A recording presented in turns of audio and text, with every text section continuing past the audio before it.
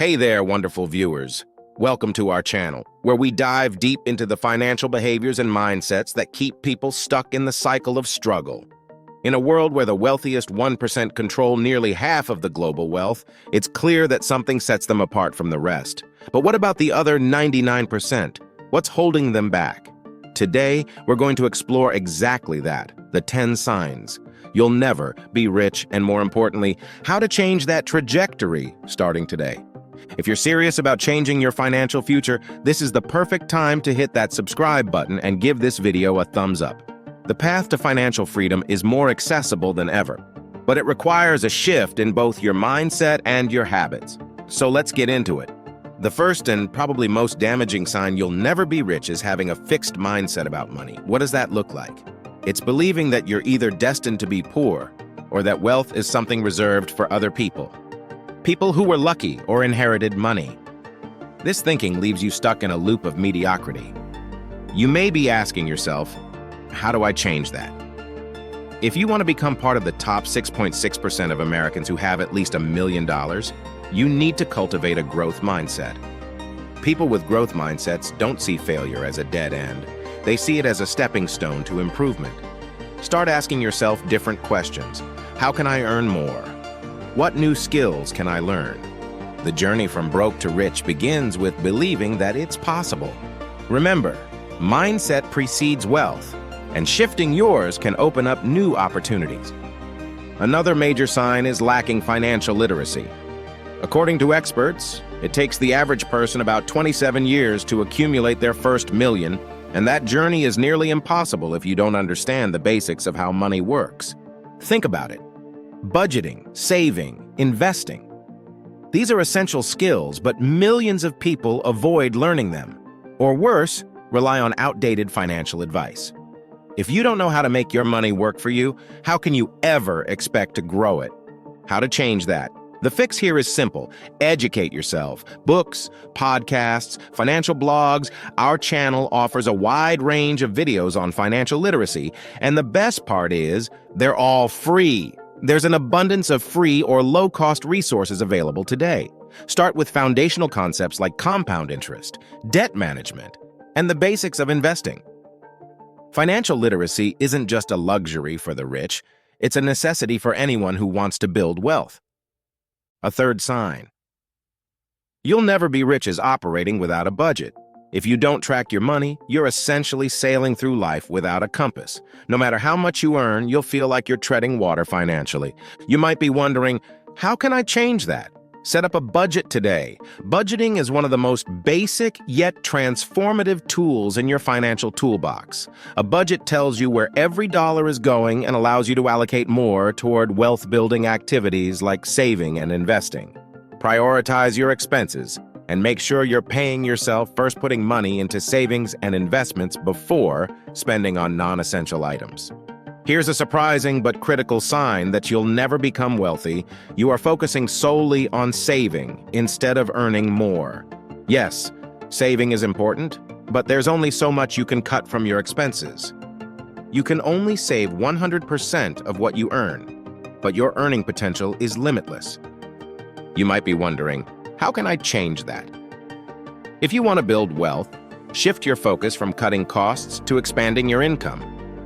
Whether it's asking for a raise, launching a side hustle, or starting a business, your potential to earn more is far more impactful than obsessing over saving on lattes. Consider learning high-demand skills, exploring passive income opportunities like real estate or stocks, or even transitioning into a higher-paying career field. By the way, if you're enjoying this video so far and want more content like this, comment the word "more" so I'll notice. Another sign is avoiding financial risk. It's easy to stick with the familiar keeping your money in low-interest savings accounts or shying away from investments altogether. But here's the truth. Fortune often favors the bold. And if you're not willing to take some calculated risks, you'll never experience the rewards that come with them. The story of Zipcar and its co-founders Robin Chase and Angie Danielson is a powerful example of what happens when you take that leap of faith, embrace uncertainty, and make bold financial decisions. They didn't play it safe. And as a result, they created a company that revolutionized the car-sharing industry and transformed how we think about urban transportation. Back in 2000, Robin Chase and Antje Danielson were two women with a simple but powerful vision: to make car-sharing as easy and accessible as using an ATM. The idea wasn't just innovative, it was ahead of its time. People didn't think about sharing cars back then. Cars were personal possessions, and the concept of renting a car by the hour seemed foreign and risky. Chase and Danielson weren't deterred by the fact that no one had tried this business model in the US before. In fact, that's exactly why they saw potential. The two met through their children's school and realized they shared a common frustration: urban congestion and the environmental impact of owning too many cars in cities. They envisioned a future where people didn't need to own cars, but instead could access them on demand, reducing both the number of vehicles on the road and the pollution they generated. However, transforming this bold idea into reality required something most people fear: taking financial risk. Neither Chase nor Danielson came from backgrounds dripping with venture capital connections or endless financial resources. To turn their idea into a viable business, they had to take significant risks: financial, personal, and professional. Robin Chase, a mother of 3 at the time, put her family's financial security on the line to fund the initial development of Zipcar. She borrowed money and worked tirelessly to develop the company's operations, taking on debt that would have terrified most people. Chase didn't have a huge safety net, but she believed in the idea enough to bet on it and herself. Antje Danielson, equally invested in the vision, also took a risk by pouring her time and effort into a concept that had no guarantee of success. Together, they faced uncertainty head-on, navigating the complexities of developing new technology, acquiring cars, and figuring out the logistics of launching a service no one had heard of. They could have played it safe, continued their comfortable lives, put their savings in a bank account, or pursued more traditional career paths. But they didn't. They embraced the risks involved in starting a disruptive company because they knew that *** playing it safe meant missing out on extraordinary opportunities. In the early days, Zipcar's growth was far from smooth. There were technical challenges like creating the software to manage the car-sharing service and developing a system where users could unlock cars with membership cards.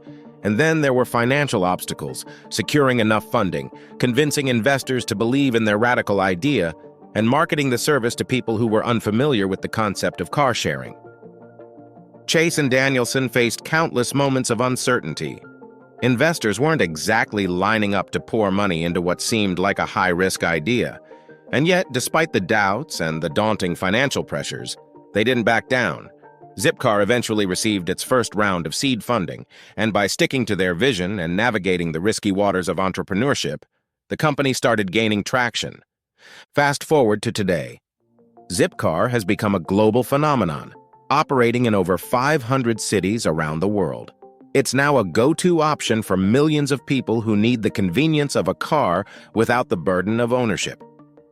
In 2013, Zipcar was sold to Avis for nearly $500 million, proving that the calculated risks Chase and Danielson took weren't just bold, they were transformational. Robin Chase and Antje Danielson didn't avoid financial risk. They embraced it strategically. They understood that risk and reward go hand in hand, and their willingness to take a leap into the unknown resulted in massive success. Chase continues to be a leading voice in the transportation and environmental sectors, proving that the bold risks she took with Zipcar were just the beginning of her impactful career. So what can we learn from the story of Zipcar? The takeaway is simple. If you want to build wealth, you can't avoid risk. Calculated risks are the key to achieving extraordinary rewards. This doesn't mean you should be reckless, but it does mean you need to get comfortable with some level of uncertainty. If you're asking yourself, how do I change that? Start by dipping your toes into investments like index funds, which offer a more predictable, balanced approach to growing your wealth. You could also explore real estate, which, while involving risk, offers long-term growth potential.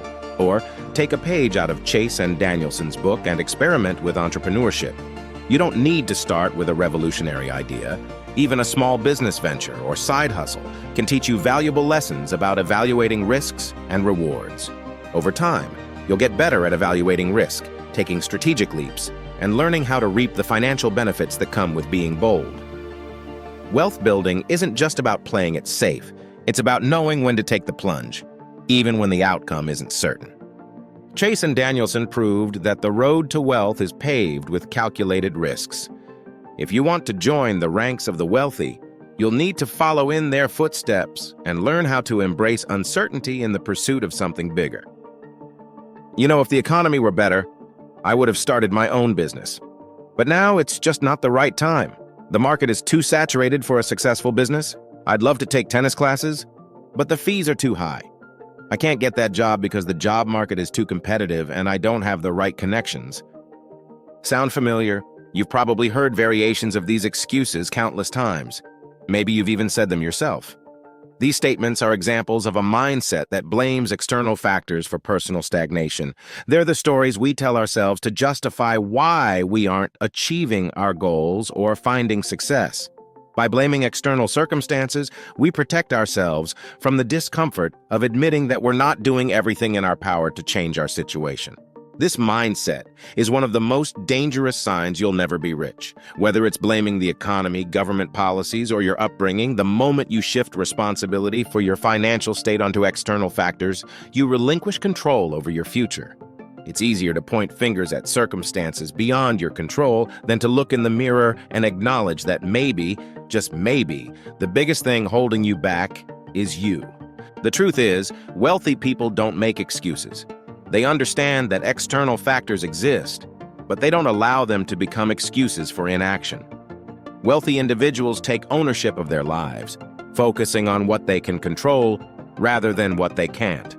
The economy might be bad, but they find a niche in the market. The job market might be competitive, but they build the skills and network they need to stand out. To break free from the trap of blaming external factors, you need to adopt an ownership mindset. Start by identifying what you can control. If you're in a low-paying job, don't blame the economy. Learn new skills to make yourself more competitive. If you're struggling with debt, don't wait for a financial windfall. Create a debt repayment plan and take small steps every day to reduce it. The key is to focus on solutions rather than problems. When you take control of your actions and decisions, you put yourself in the driver's seat of your financial destiny. If you'd like me to create a video on developing the right money mindset, just comment video below. Moving forward, the company you keep is a reflection of your financial future. Perhaps the most damaging sign that you'll never become wealthy is surrounding yourself with people who are financially irresponsible or disinterested in wealth building. As the saying goes, you are the average of the 5 people you spend the most time with. How to change that? Surround yourself with financially motivated individuals. This doesn't mean you have to abandon your friends, but it does mean you should be selective about whose advice you take. Join communities, attend networking events, or follow thought leaders in the personal finance space. You'll find that being around people with a growth mindset will inspire you to elevate your own game. The next sign is being impatient. Get-rich-quick schemes are a surefire way to lose money. Yet many fall into this trap. Wealth, especially sustainable wealth, takes time to build. You might be wondering, how can I change that? Practice delayed gratification and commit to long-term strategies. Wealth building is a marathon, not a sprint. The power of compounding is something every wealthy person understands deeply. Start small, but be consistent. Automate your investments, focus on incremental growth, and understand that your wealth will multiply significantly over time if you're patient. Another big sign. You'll never be rich is a lack of clear financial goals. If you don't know where you're going, any road will take you there, and you'll likely end up nowhere. How to change that? Set smart financial goals, specific, measurable, achievable, relevant, and time-bound. For instance, instead of saying, I want to save more money, set a target. I will save $15,000 in the next 12 months by cutting non-essential expenses and increasing my freelance work. Having clear goals gives you a roadmap and the motivation to stay on track. Last, but certainly not least, one critical sign is being afraid to invest in yourself. Personal development is the foundation of wealth building, and if you're not improving your skills or mindset, you're limiting your potential. If you're asking yourself, how do I change that? Make self-investment a priority. Whether it's taking a course, learning a new skill, or improving your health, investing in yourself yields the highest returns. This isn't just about education. It's about becoming a person who can manage and grow wealth. The more you invest in yourself, the more valuable you become to the market. And there you have it today.